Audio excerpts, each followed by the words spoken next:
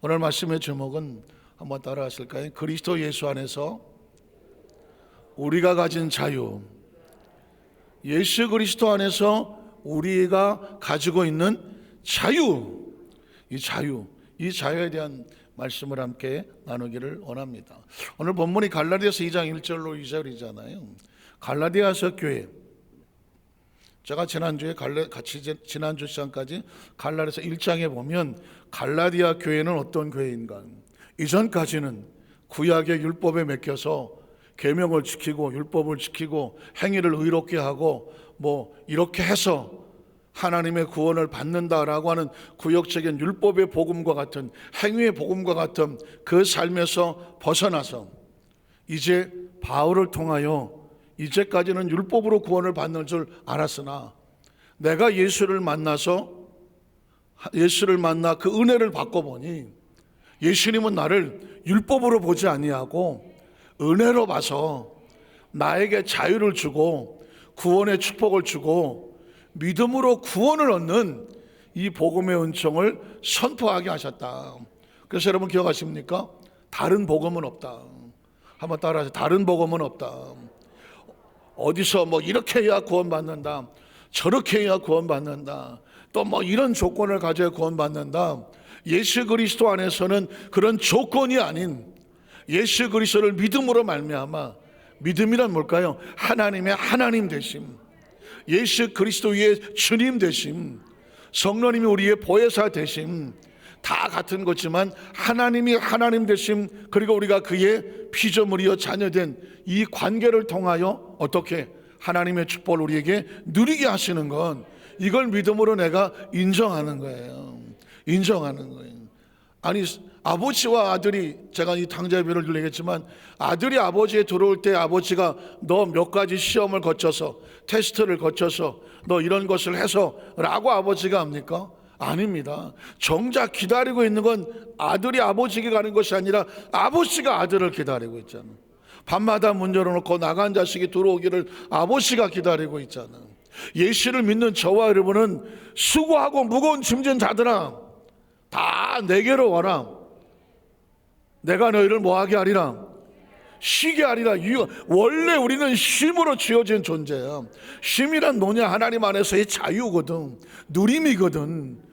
그런데 죄로 인하 잃어버렸던 쉼, 잃어버렸던 자유를 다시 어떻게 회복시켜 주겠다는 것이거든. 믿으십니까?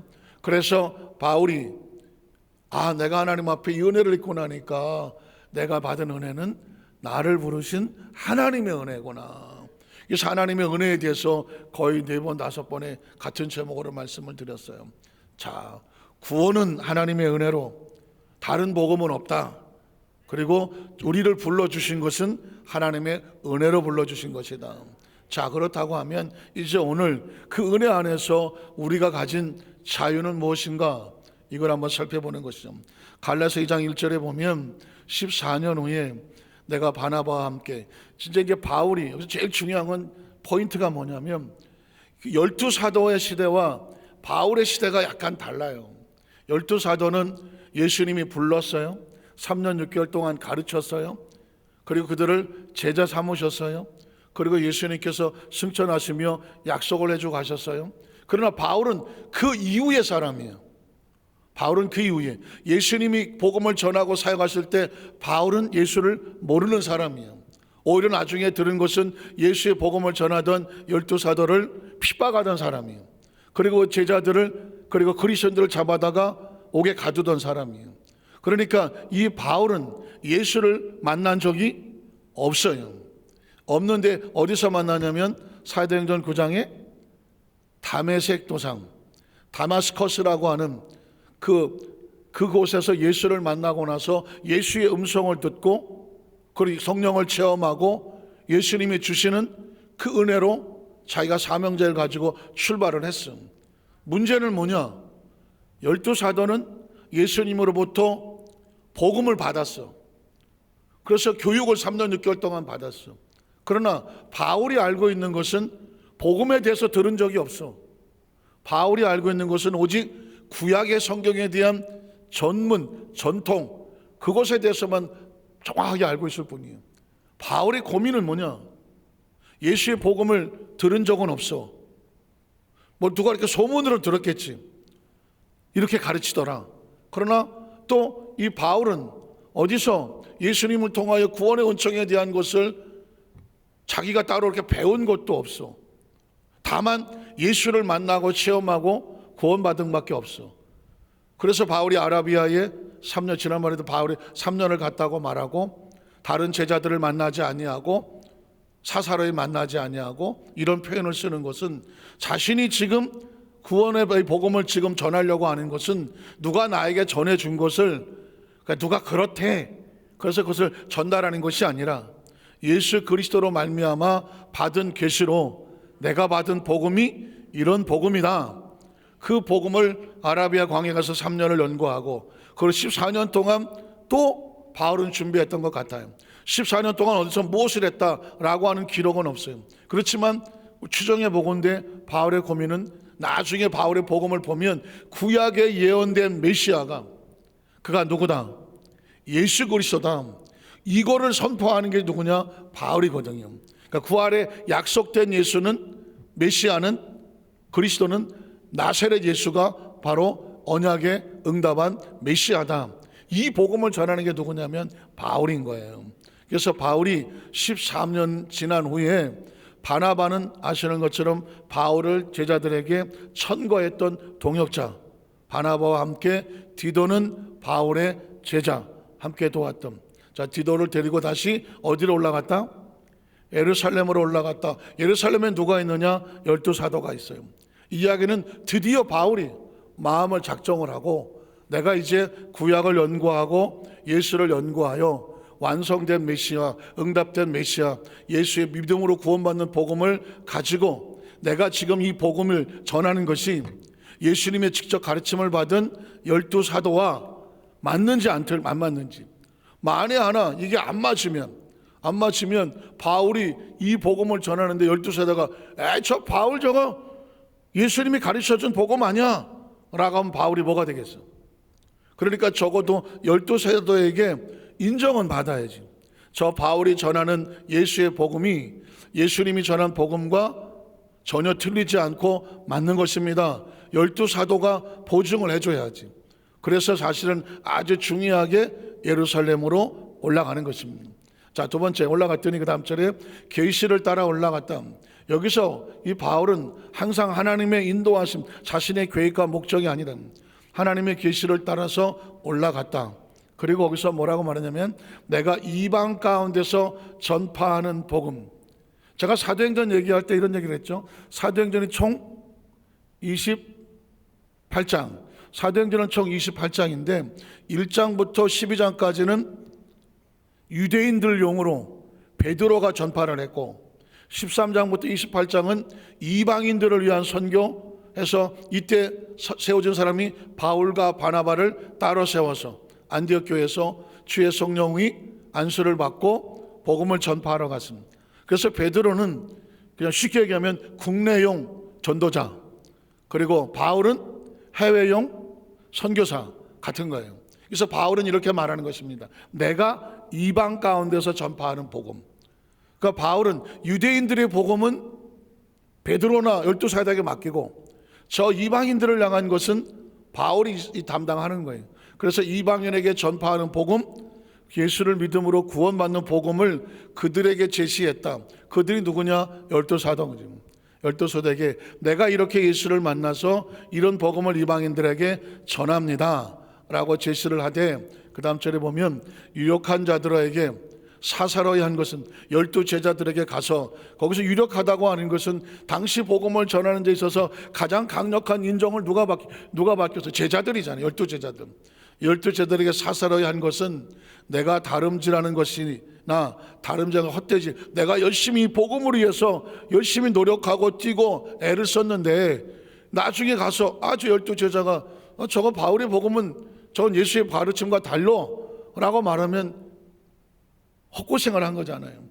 그래서 바울이 그런 복음하는 것입니다. 내가 지금 전하는 것이 혹시라도 나중에 헛된 것이 되지 않게 하기 위해서 유력한 자들, 제자들 12제자를 찾아가서 그 내용을 말했다는 것입니다. 자, 그 다음 절에 보면 그래서 그러나 나와 함께 있는 헬라인 디도까지도 억지로 할례를 받지 않게 하지. 여기서 중요한 단어가 나오는 것은, 자, 아까 디도는 누구라고 말했죠? 바울의 제자예요. 디모데와 같은, 디도와 같은 제자예요.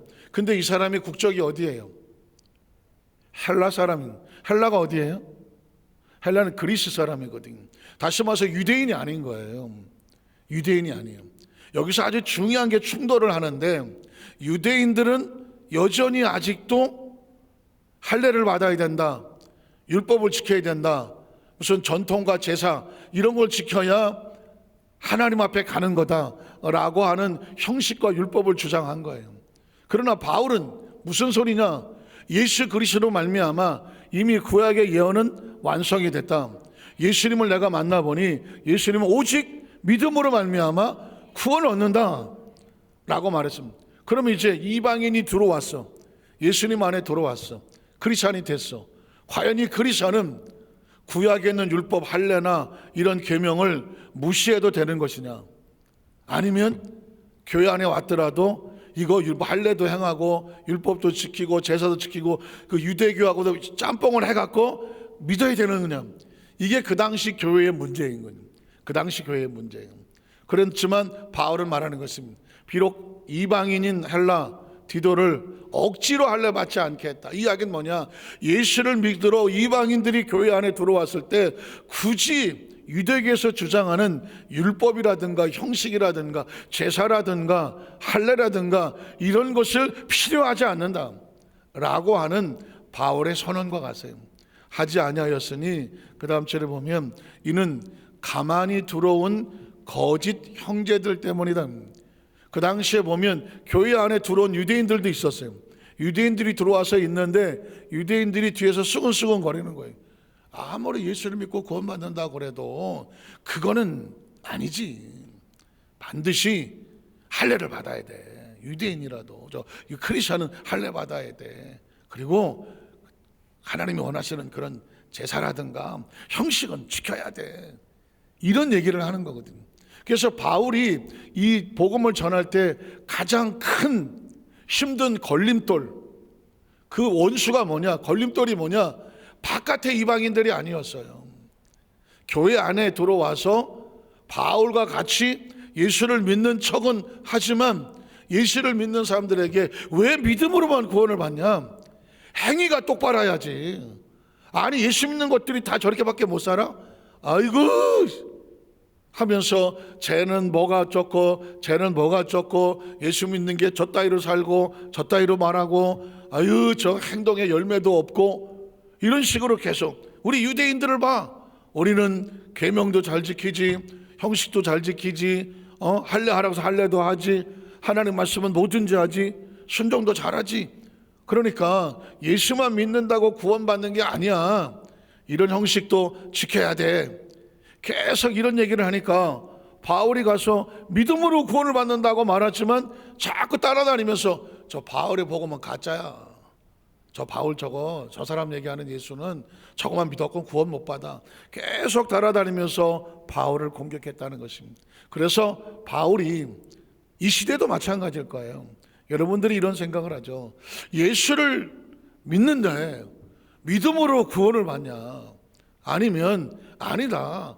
행위를 똑바로 해야 하나님도 불쌍히 여기셔서 이쁘게 보셔서 구원을 받게 하실 거니 아니냐.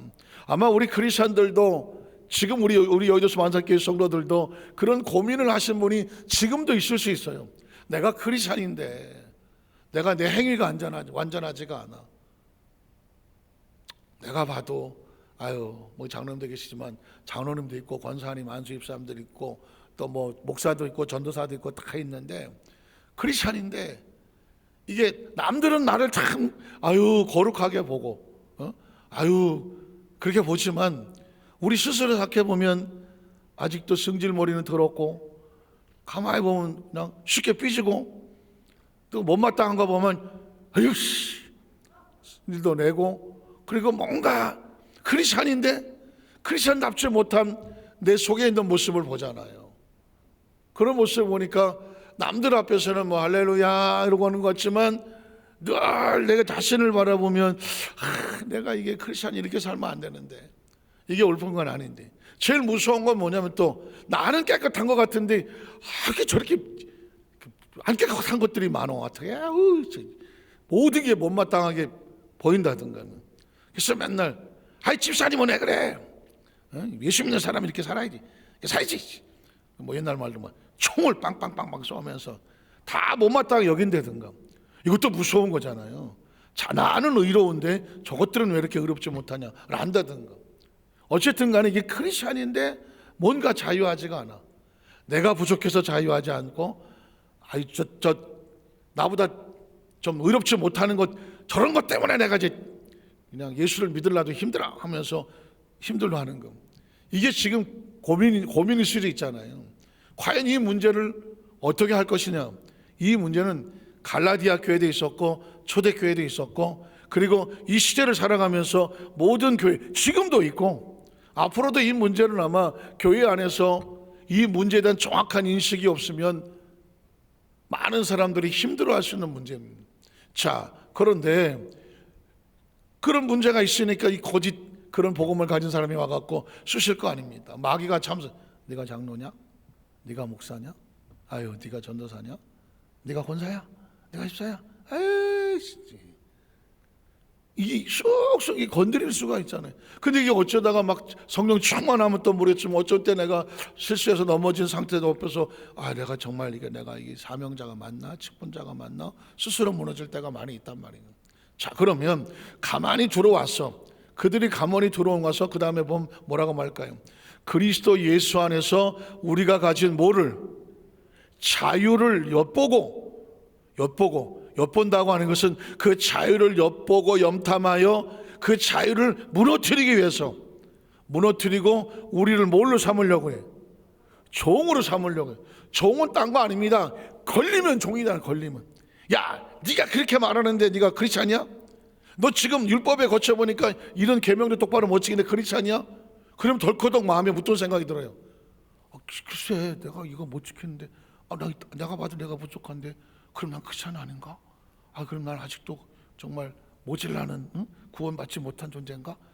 이게 덜커덕 그러니까는 어떻게 돼요?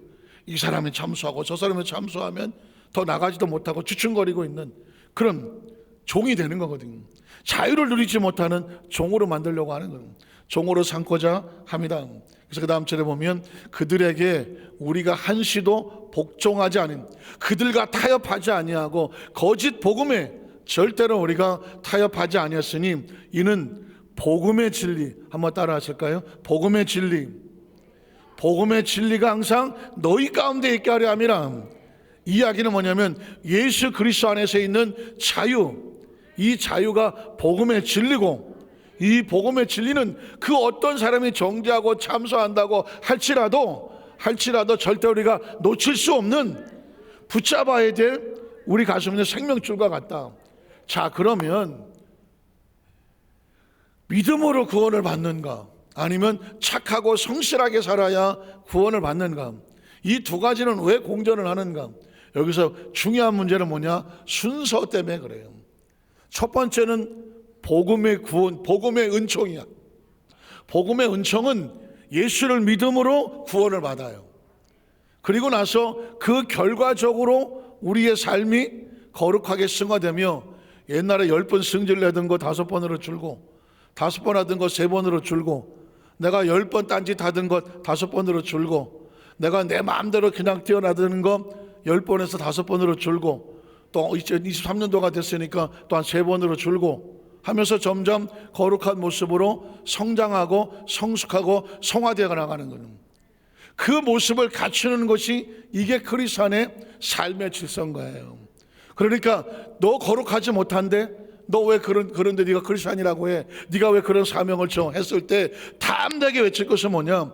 예수를 믿고 구원받는 것은 은혜로 받고, 복음의 진리는 은혜로 받고, 그리고 구원받은 내 자신의 모습이 하나님 안에서 거룩한 모습으로 성화되어 가지고 점점 깨끗해지고 의로워져 가는 행위의 변화는 복음의 결과로 다가오는 거죠.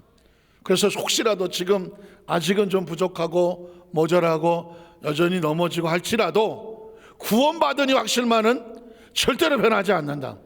믿으십니까? 그리고 그 안에 들어와서 나의 모습을 날마다 내 모습을 쳐서 복종해서 거룩한 모습으로 변화되어 가는 겁니다. 믿으십니까? 이게 머릿속에 딱 박혀 있어야 내 안에 뭐 할 수 있을까? 자유할 수 있는 거죠. 자유할 수 있습니다.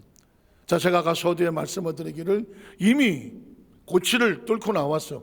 이제 날개야. 날개를 벗어. 이제 나비가 되었어. 근데 다 나비가 됐다고 처음부터 잘 나르는 나비도 있고, 하다가 몇 번 날다가 떨어지는 나비도 있고, 또 실수해서 무슨 꽃에 앉으려고 앉다가 가시에 앉아서 찔리는 나비도 있고, 또 잘못 날다가 뭐 뚝 떨어지는 나비도 있고, 아직 미성숙한 나비가 있어. 그러나 궁극적으로는 어떻게? 그 날개의 힘을 갖게 되면 어떻게 되죠? 자기가 원하는 것을 마음껏 날 수 있는 날개의 힘을 갖게 되는 것, 이게 뭐냐면 우리가 믿음의 성장과 같은 거예요. 말씀으로 무장을 하고, 기도로 무장을 하고, 예배로 무장을 하고, 봉사로 무장을 하고, 하나님과의 관계 속에서 점점 우리가 가까워지고 힘을 얻으면, 특별히 성령으로 충만해지면, 권세와 능력을 얻으면, 이 날개가 계속해서 펄럭거릴 수 있으면 이제는 마음껏 뭐 할 수 있다? 자유할 수 있는 것입니다. 날개를 주신 목적이 뭐예요? 날개를 가지고 누릴 수 있는 축복을 누려라야. 믿으십니까? 말씀을 정리하기를 원합니다. 이제 우리 2023년을 출발하면서 축복의 자화상을 가슴에 품고 새해를 출발해라고 말했습니다. 그 축복의 자화상은 한번 따라 아이야가 뭐예요? 아브라함, 이삭, 야곱. 그들에게 축복의 자화상을 주시고 거부를 만들었고, 그리고 100배를 주셨고, 빈손이지만 한때 두 때 이상의 복을 주셨어요. 그렇게 주시는 것은 그들이 잘나서가 아니야. 그들에게 복을 주시고자 하는 하나님의 의도가 있었기 때문에, 그걸 가슴에 품기를 약속을 했기 때문에 이러는 거예요. 믿으십니까? 그래서 여러분, 지난 주일날 설교도 뭐예요? 약속의 축복을 누리는 것을 회복을 하라고 말했어요. 믿으십니까? 우리는 저와 여러분이, 예수님은 우리에게 쉼을 주기를 원하세요. 제가 이제 우리 교회 어디 정면에다가 나중에 프랭카다는 서브를 칠까 지금 구상 중에 있어요. 쉼이야, 쉼. 주 예수를 믿으라. 그럼 너와 내 집이 구원을 얻으리라. 구원을 다른 말로 말하면 수고하고 무거운 짐자들 다 내게로 와라. 내가 너희를 뭐하게 하리라? 쉬게 하리라. 쉰다는 말을 다른 말로 누리면 주시는 축복을 뭐하게 하리라? 누리게 하리라는 것이거든. 누리라 그러게 하시는 거예요. 그래서 여러분, 이제 우리 여도소 완전교회 성도들은 예배도 누리는 거고, 찬양도 누리는 것이고, 봉사도 누리는 것이고, 그리고 아까 제가 소대에 말했지만 이미 우리는, 제가 여러분에게 수도 없이 반복할 거예요. 주여 나를 용서해 주시옵소서, 죄를 사해달라고 구하는 게 아니라 이미 용서받은 존재야. 믿으십니까? 아들이 아버지 앞에 들어왔을 때 아버지는 아들에게 이제 너는 내 아들이라고 하는 순간 지나간 죄를 묻지 않는 거예요. 아침에 일어나서 아버지, 제가 좀 죄를 지어서 나갔는데 저를 용서해 주세요. 그러면 아버지가 그래, 네가 아직도 마음이 아프구나, 내가 용서해 줄게. 이건 용서해 놨지만 아들을 위해서 그냥 혹시 마음 편하라고 용서해 줄게. 다음날 아침에 또 일어났는데 와갖고 아버지, 내가 밤새 생각해 보니까 제가 아버지한테 못쓸 짓을 했어요. 저를 용서해 주세요. 아유, 이 자식이 아직도 마음, 그래 내가 용서해 줄게. 다음날 아침에 또 와갖고 아버지, 앞만 봐도 저는요 내가 용서받았다는 확신이 없어요. 아버지, 저를 용서해 주세요. 아니, 이 새끼가 이게 정말, 그래 용서해 줄게. 다음날 아침에 또 났더니 아버지, 왜? 용서해 주세요. 용서해 줄게. 다음날 아침에 왔더니 아버지, 왜? 정말 용서해 주세요. 네가 어제 잠을 못 잤나 보다. 그래. 다음날 아침에 왔더니 아버지, 아주 무섭다. 그냥 너 무섭다 아주 그만. 아들이 들어왔을 때는 용서는 한 겁니다. 죄송한 얘기지만 용서해놓고 기다리는 겁니다. 용서해놓고 기다리는 거예요. 용서해놓고. 기억하세요? 이미 예수 그리스도 안에 들어와 있으면, 제가 나중에 또 말씀을 하겠지만, 예수 안에 들어와 있으면 용서는 받은 겁니다. 왜냐하면 그 죄의 대가는 예수님이 짊어지셨으니,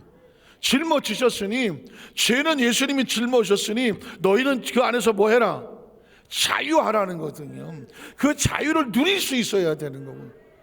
아버지, 저 뭐 좀 먹고 살게 좀 주세요. 그래, 그 좀 가져가라 그래. 다음날 아침에 나서 아버지 또 먹고 살게 좀 주세요. 야, 아들은 아버지에게 너한테 준 걸 아버지 것은 네 것 같이 누리라고 하는 거 아니냐.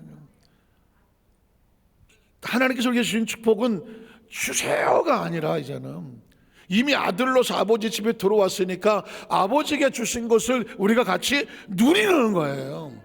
내가 뭐 사명을 위해서, 정확한 목적을 위해서, 그러니까 이렇게 해야지. 하나님, 우리 가정에 하나님의 축복이 임했으니까 누릴지어다, 임하게 될지어다, 채워질지어다, 풍성할지어다. 그래서 선포하라는 거죠. 선포. 필요하면 선포하라는 것이고, 질병도 이젠 다시 주여 나를 고쳐주세요가 아니라 이미 고쳐놓았으니까 건강은 임할지어다, 뭐 시력은 돌아올지어다, 다시 몸은, 세포는 회복이 되어서 걸을지어다, 소화가 될지어다. 우리 몸에 잘못 들어와 이 껍데기, 고치에 붙어있는 상처일 뿐이지만 고치가 잠시 사는 동안은 필요하니까 이 고치는 회복될지어다. 왜? 주세요가 아니라 회복된 걸 선포하는 거죠. 무슨 말인지 알겠습니다. 천국 가게, 넌 천국 가게 되어 있다니까. 내가 길이요 진리요 생명이니 나로 말미암지 않고는 아버지께로 올 자가 없잖아. 예수 안에 이미 들어왔으니까. 기차를 탔으니까, 비행기를 타고 지금 천국 간다니까. 근데 거기 있으면서 천국 좀 가게 해주세요. 기차 탔는데 지나가는, 나 기차 좀 타게 해주세요. 지금 탔어요. 또 지나가는데, 제가 좀 기차를 타고 싶은데 저 기차 좀 타게 해주세요. 탔다니까요. 이해가십니까? 이해가시겠어요? 우리에게, 제가 여러분 올해 2023년 출발하면서 엄청난 선언을 하는 겁니다. 우리 한 껍질을 벗겨서 꼬치를 벗어나고 튀어나온 나비로 의식과 사고를 가지고 예수를 믿어도 여전히 애벌레로, 예수를 믿어도 여전히 고치 안에서, 이것이 나의 이 꼬치 안에가, 내가 예수 믿으면 꼬치 안에서 이렇게 살다가 가는 게 이게 내가 운명이요. 그건 자기 생각이야. 하나님의 약속은 꼬치 바깥으로 나가서 자유롭게 날아가고 예수 안에서 평안하고 기쁘고 하는 모습을 보는 게 누구의 뜻이냐? 아버지의 뜻입니다. 우리 어도산살교 모든 성도를 이제 교회에 올 때마다 자유하고, 찬양할 때마다 자유하고, 목소리가 아닌 영혼이 자유하고 기뻐하고, 비록 고치 안에서 잠시 영혼이 이 안에 갇혀 있기는 하지만 의식과 사고는 이미 하늘을 나르고 시공간을 초월해서 하나님의 역사 속을 내가 바라보고 꿈꾸며 살면서 영혼은 마음껏 자유한 그 자유를 누리는 우리 성령 되시기를 주의 이름으로 축원합니다. 기도하겠습니다. 하나님 아버지 감사합니다.